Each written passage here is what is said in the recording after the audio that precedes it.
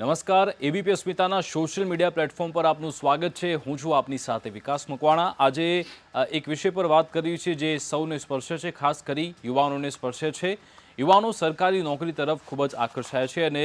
જેવું જ તેમનું ગ્રેજ્યુએશન પતે છે તરત જ તેઓ સરકારી નોકરીની તૈયારી કરવા લાગી જાય છે। પરંતુ આપણે ગુજરાતમાં જોઈએ છીએ છેલ્લા ઘણા વર્ષોથી જેવી સરકારી નોકરીની પરીક્ષા આવે છે, ખાસ વર્ગ 3ની પરીક્ષા હોય છે, તેના પેપર ફૂટી જાય છે અને જે ઉમેદવારો છે તે લોકો રોતા હોય છે કે અમે આટલી બધી મહેનત કરી, પોતાનો પરિવાર છોડ્યો, ઘરના ઘણા કોઈ પણ ફંક્શન હોય કોઈ પણ ફંક્શનમાં તો જતા નથી, ફક્ત વાંચન કરતા હોય છે। એક જ આશા રાખે છે કે અમે મહેનત કરીશું, પછી સરકારી નોકરી મેળવીશું, જે ઘરના પરિવારના લોકો છે તેમનું અમે સપનું પૂર્ણ કરીશું। પરંતુ વારંવાર પેપર લીકની ઘટના બની રહી છે અને મીડિયામાં પણ, સોશિયલ મીડિયામાં પણ ઉમેદવારો છે, ઘણા બધા સમાજ ચિંતકો છે તે સવાલ ઉઠાવતા હોય છે। આખરે આનું નિરાકરણ શું, કઈ રીતે આ પેપર લીકની ઘટના અટકાવવામાં આવશે અને આખરે જે પેપર લીક કરનારાઓ છે તેમના પર કાયદાનો સકંજો કઈ રીતે મજબૂત કરી શકાય, તેના માટે જ હવે ગુજરાત સરકારે વિધેયક લાવવા જઈ રહી છે। આવનારા બજેટ સત્રમાં તે વિધેયક લાવવામાં આવશે અને જેથી જ હવે જે પેપર લીક કરનારા છે, જે કૌભાંડીઓ છે, તેમની હવે આ ખેર નથી, કારણ કે આખી જે સિસ્ટમ ચાલી રહી છે, આખું નેક્સસ ચાલી રહ્યું છે, પેપર જ્યાંથી પ્રિન્ટિંગ થાય, ટ્રાન્સપોર્ટેશન થાય, જે ટીચર્સ હોય છે કેટલાક તેમાં સંડોવાયેલા હોય છે, જે પેપર તૈયાર કરનારા હોય છે, આ તમામને સ્પર્શતો એક કાયદો આવી રહ્યો છે। જો તેમણે કોઈ ઘાલમેલ કરી, જો તેમણે ગફલત કરી અથવા તો પેપર લીક કરવાનો તેમણે પ્રયત્ન કર્યો તો કાયદાનો મજબૂત જે સકંજો છે તેમના પર રાખવામાં આવશે ને તેમને જેલમાં ધકેલાશે। ન માત્ર જેલમાં ધકેલાશે પરંતુ કરોડોનો દંડ પણ તેમની પાસેથી વસૂલવામાં આવશે। તો ગુજરાત જાહેર પરીક્ષા એટલે કે ગેરરીતિ અટકાવવા બાબત વિધેયક 2023 લાવવા જઈ રહી છે ગુજરાત સરકાર અને તેમાં કયા કયા પ્રાવધાન છે તેના વિશે જો વાત કરીએ તો જો કોઈ પરીક્ષાર્થીની તેમાં સંડોવાયેલો હોય, એટલે જો કોઈ પરીક્ષા ચાલી રહી છે અને પરીક્ષા દરમિયાન જો કોઈ ગેરરીતિ થાય, ઉમેદવાર તરફથી કોઈ કોપી થતી હોય, તે પ્રકારની જો ગેરરીતિ સામે આવશે તો તે પરીક્ષાર્થીને 3 વર્ષની કેદની સજાની જોગવાઈ આ વિધેયકમાં કરાઈ છે। સાથે સાથે 3 વર્ષની કેદની સજાની સાથે 1 લાખનો દંડ પણ ફટકારવામાં આવશે। બીજી બાજુ જો પરીક્ષા કેન્દ્ર પર કોઈ અવરોધ ઊભો કરશે અથવા તો ત્યાં કોઈ હોબાળો કરશે, પરીક્ષા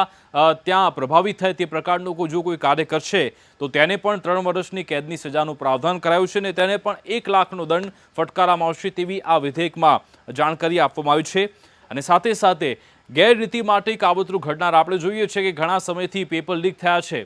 છેલ્લા 10 વર્ષની વાત કરીએ તો ગુજરાતમાં 22 પરીક્ષાઓનો પેપર લીક થઈ ગયા છે, પરંતુ આ પેપર લીક કરનારાઓને પર જો કાયદોની વાત કરીએ અત્યાર સુધી કોઈ કાયદો નહોતો, પરંતુ હવે જે કાયદાની આ જોગવાઈ છે તેમાં 5 થી 10 વર્ષની કેદની સજાની જોગવાઈ છે। સાથે સાથે 10 લાખથી 1 કરોડનો દંડ પણ ફટકારવામાં આવશે જે લોકો પેપર લીક કરનારા છે। એટલે કે જો કોઈ પ્રિન્ટિંગ મશીન છે ત્યાંથી પેપર લીક થયો અથવા તો પેપર લઈને આવનારા લોકો છે જે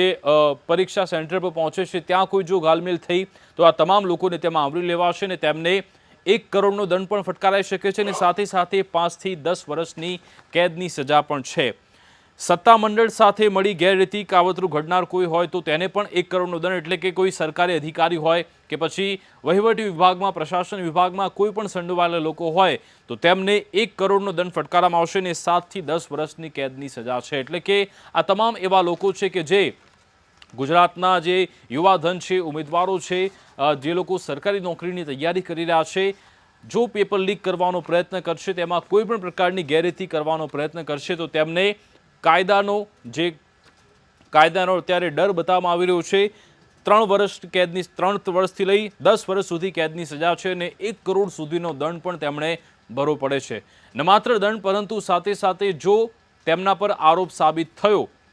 તો તેમની જે મિલકતો છે તે પણ ટાંચમાં લેવાશે, તે પણ જપ્ત કરવામાં આવશે તેવી પણ અત્યારે માહિતી હાલ મળી રહી છે। કાવતરું ઘડનાર દોષીની જંગમ સ્થાવર મિલકત જપ્ત કરી તેનાથી આખી જે પરીક્ષાનો ખર્ચ છે તે પણ વસૂલવામાં આવશે અને સંચાલન મંડળની જો કોઈ વ્યક્તિ દોષી ઠરે તો કાયમ માટે તેને પ્રતિબંધિત કરાશે અને જે પણ ઉમેદવારો જો ગેરરીતિ કરતા ઝડપાયા છે તેમની સામે જેટલો સમય આરોપ સાબિત ન થાય તે પહેલાં તો પણ તેઓ 2 થી 3 વર્ષ સુધી તે સરકારી કોઈ પણ પરીક્ષા નહીં આપી શકે અને જો તેમાં તેઓ આરોપી સાબિત થઈ ગયા તો પછી 10 થી 12 વર્ષ સુધી તે પરીક્ષા આપી શકે તે પ્રકારના પણ પ્રાવધાન કરવામાં આવ્યા છે। અને જે દંડની મેં વાત કરી 1 લાખથી લઈ 1 કરોડ સુધીના દંડની જોગવાઈ છે, આ દંડ જો ન ભર્યો તો સજાની જોગવાઈ પણ વધતી જશે તેવી પણ આ વિધેયકમાં માહિતી આપવામાં આવી છે. આવનારા બજેટ સત્રમાં આ વિધેયક લાવવામાં આવશે અને ત્યારબાદ તે કાયદો બની જશે. હવે ગુજરાતની સાથે સાથે ઉત્તરાખંડમાં પણ આ પ્રકારની ઘટના બની હતી. ઉત્તરાખંડમાં પણ ભાજપની સરકાર છે, ગુજરાતમાં પણ ભાજપની સરકાર છે અને 11 તારીખે એટલે 11 ફેબ્રુઆરીએ જે ઉત્તરાખંડમાં પણ ત્યાંની જે સરકાર છે પુષ્કરસિંહ ધામીની તે પણ આ પ્રકારનું જે વિધેયક છે તે લાવી ચૂક્યું છે અને તેમણે તો અધ્યાદેશના મારફતે ત્યાંનું અમલીકરણ પણ ત્યાં શરૂ કરાવ્યું છે. ઉત્તરાખંડની વાત કરીએ તો ત્યાં પણ 2016થી ઘણા બધા પેપર લીક થતા આવ્યા છે અને છેલ્લે તો જે જાન્યુઆરી માસમાં આપણે એક સંયોગ એ પણ છે કે અહીંયા જ્યારે આ જુનિયર ક્લાર્કની પરીક્ષાનું પેપર લીક થયું હતું અને ત્યાં પણ જે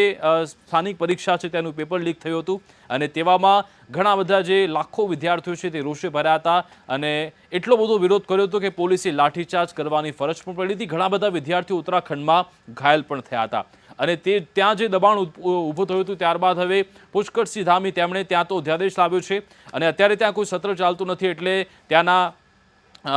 સીએમ છે પુષ્કરસિંહ ધામી તેમણે આ બિલ બનાવીને અધ્યાદેશ બનાવીને રાજ્યપાલને મોકલ્યો. રાજ્યપાલે મંજૂરી પણ આપી છે. ઉત્તરાખંડમાં આખરે શું પ્રાવધાન રાખવામાં આવ્યું છે તેની જો વાત કરીએ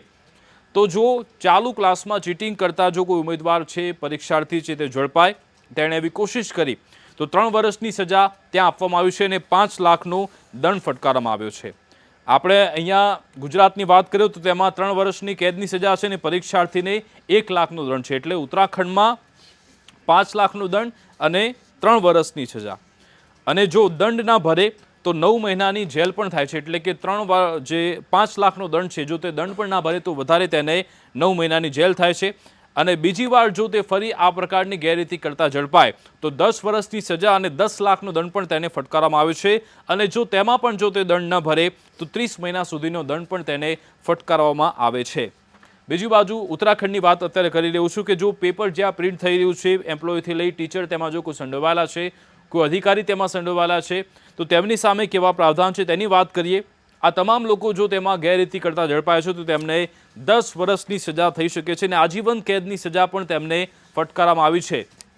અત્યાર સુધી ગુજરાતની જે વાત કરીએ તો ગુજરાત જાહેર પરીક્ષા વિધેયક 2023 તેની આખી માહિતી બહાર નથી આવી, પરંતુ પ્રાથમિક માહિતી એ છે કે તેમાં 7 થી 10 વર્ષની કેદ છે, પરંતુ આજીવન કેદની વાત ક્યાંય પણ નથી કરી. પરંતુ ઉત્તરાખંડમાં આ તમામ લોકો જે ગેરરીતિમાં સંડોવાયેલા બહાર આવશે તો તેમને આજીવન કેદની સજા પણ થઈ શકે છે અને 10 કરોડ સુધીનો દંડ, જી હા 10 કરોડ સુધીનો દંડ તેમને ફટકારવામાં આવે તે પ્રકારની માહિતી ઉત્તરાખંડથી મળી છે. ત્યાં તો અધ્યાદેશ પાસ પણ થઈ ચૂક્યો છે એટલે ત્યાં આ સચોટ માહિતી છે. પરંતુ ગુજરાતના વિધેયકમાં આખરે શું માહિતી હશે તે જ્યારે આખું વિધેયક બહાર આવશે ત્યારે જાણવા મળશે. હાલ તો તમામ ધારાસભ્યોને આ માહિતી પહોંચાડવામાં આવી ચૂકી છે અને જો આ તમામ લોકો જે લોકો પેપર ફોડના, ઉત્તરાખંડની વાત કરું છું, પેપર ફોડવામાં જે પણ લોકો સંડોવાયેલા છે, જો આ 10 કરોડ સુધીનો દંડ ના ભરે તો તેમને વધારે 3 વર્ષની સજાની પણ જોગવાઈ કરવામાં આવી છે.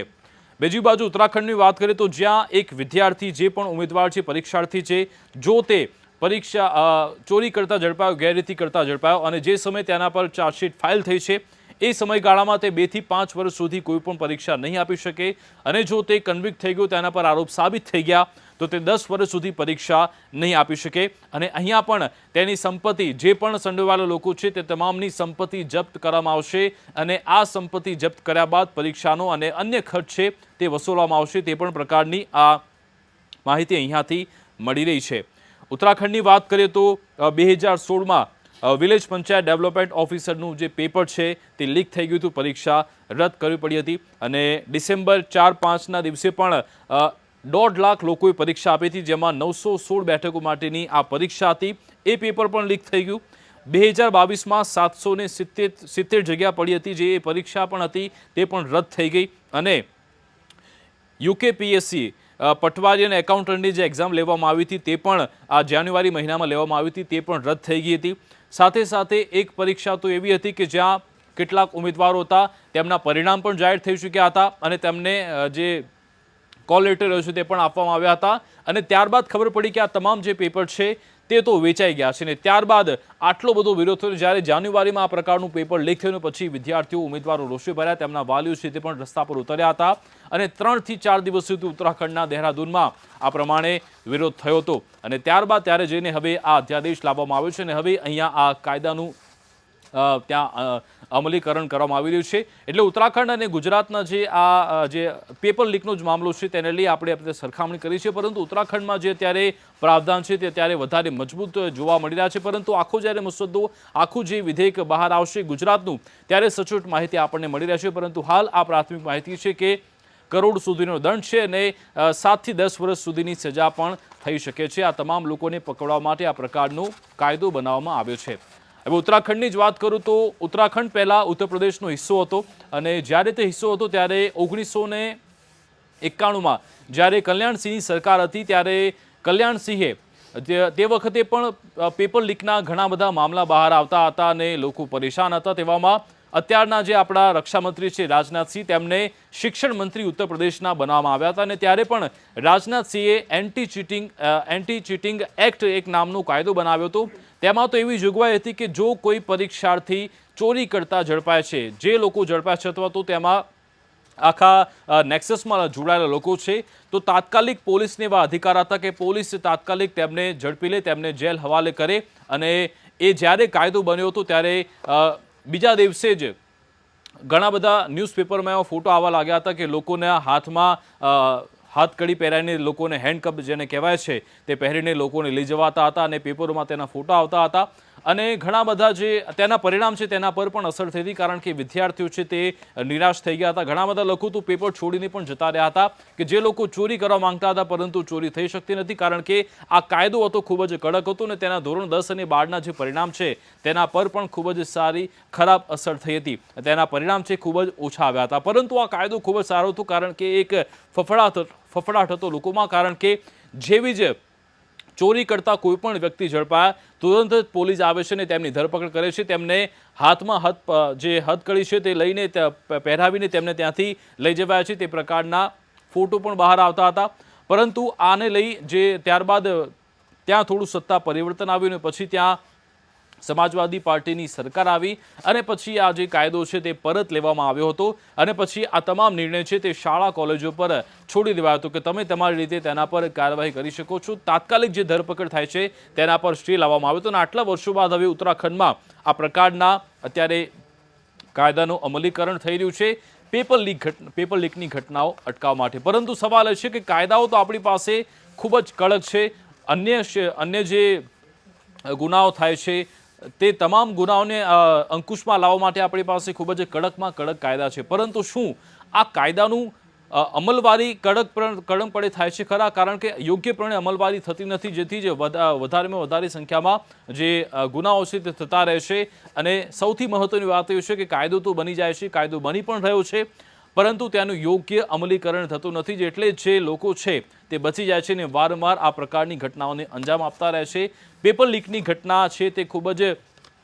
ઉમેદવારો છે પરીક્ષાર્થીઓ છે તેમને નિરાશ કરી મૂક્યો છે કારણ કે તેમણે ઘણા સમયથી તૈયારી કરી હોય છે બધું જ તેમણે પોતાના ભાઈબંધો પોતાના માતા પિતા તમામ સાથે સમય ગાળવાનું બંધ કરી દે છે અને પછી પરીક્ષાની તૈયારી કરે છે પરંતુ જ્યારે પરીક્ષાનો સમય આવે છે ત્યારે તેમને જાણવા મળે છે કે આજે તો પેપર લીક થયું છે પરીક્ષાની હવે નવી તારીખ આવશે પરીક્ષા લેવાશે કે કેમ તેના પર પણ પ્રશ્નાચિહ્ન મુકાઈ જતો હોય છે તેવામાં હવે ગુજરાત સરકાર આ તમામ જે ઉમેદવારો છે પરીક્ષાર્થીઓ છે જે લોકો સરકારી નોકરીની તૈયારી કરી રહ્યા છે તેમને એક વિશ્વાસ અપાવી રહી છે કે હવેથી કોઈ પેપર લીક નહીં થાય અને તેના માટે પણ સરકાર કટિબદ્ધ છે તે પ્રકારના અત્યારે સરકારના પ્રયત્નો લાગી રહ્યા છે પરંતુ કાયદો બનશે કાયદામાં કેવા પ્રાવધાન છે કેટલું કડકાઈપણે તેનો અમલ કરાવશે તે જોવાનું રહેશે અને આ પ્રમાણે કાયદો લાવીને સરકાર અત્યારે કહેવા માંગે છે કે અમે હવે ફૂલ પ્રૂફ સિસ્ટમ પણ બનાવીશું અને જે પંચાયત સેવા પસંદગી બોર્ડના અધ્યક્ષ હસમુખ પટેલ કે જે આઈપીએસ અધિકારી છે તેમને એક આઈએએસ અધિકારીની જવાબદારી સોંપવામાં આવી છે તેમણે પણ દાવો કર્યો છે કે હવે મારી અંડર જે પણ પરીક્ષા લેવામાં આવશે તે તમામ ફૂલ પ્રૂફ રીતે લેવામાં આવશે અને જે પણ ક્ષતિ છે તે અમે દૂર કરવાનો પ્રયત્ન કરીશું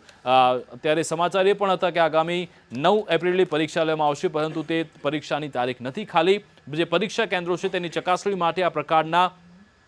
તે લોકો પરીક્ષા કેન્દ્રોની ફાળવણી માટે તે ખાલી તે અંગે તારીખોની તેઓ તૈયારી કરી રહ્યા હતા. આવનારા સમયમાં તેની જુનિયર ક્લાર્કની પરીક્ષાની તારીખ આવવાની છે. સાથે સાથે તલાટીની પરીક્ષાની પણ જાહેરાત થાય તેવી પૂરેપૂરી શક્યતા છે. પરંતુ સવાલ એ છે કે વારંવાર પેપર લીકની ઘટના બની રહી છે. કઈ રીતે આ જે આખી સિસ્ટમ છે તેને ફૂલપ્રૂફ કરી શકાય તેના માટે તમામ લોકોએ બનતો પ્રયત્ન કરવો જરૂરી છે. તો આપણે આજે વાત કરી ગુજરાત અને ઉત્તરાખંડની કે જેમાં કેવા પ્રાવધાન છે પેપર લીક અટકાવવા માટે. આગળ પણ આવા મહત્વના સમાચાર અપડેટ્સ આપને સોશિયલ મીડિયાના માધ્યમથી હું વિકાસ આપની પાસે તમામ માહિતી આપને પીરસતો રહીશ, આપના સુધી પહોંચાડતો રહીશ. હાલ મને રજા આપશો. નમસ્કાર.